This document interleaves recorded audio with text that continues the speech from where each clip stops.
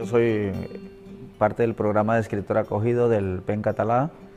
Y bueno, a través de ella pues conocí el programa de Faber, la residencia Faber.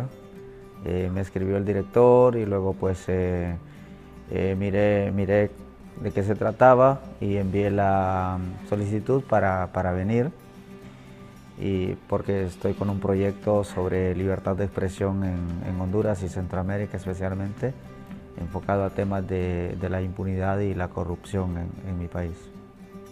Bueno, es interesante que puedes trabajar en un entorno de tranquilidad, sin el ruido de la ciudad, de los coches, la contaminación, un ambiente muy natural y también un muy buen sabor de boca que te llevas es el hecho de poder compartir con compañeras y compañeros que vienen de diferentes partes del mundo y que se puedan hacer los intercambios culturales, en donde también puedan surgir nuevos proyectos, especialmente con el tema del periodismo literario.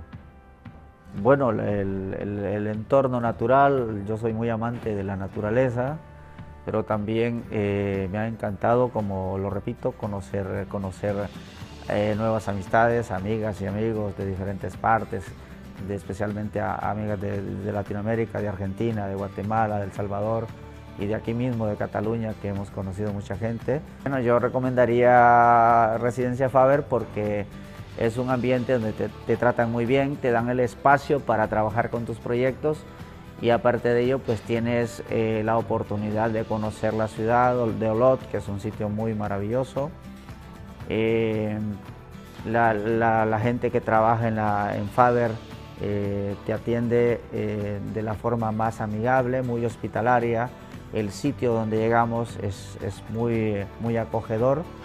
Yo creo que programas como Residencia Faber deberían haber muchos en el mundo.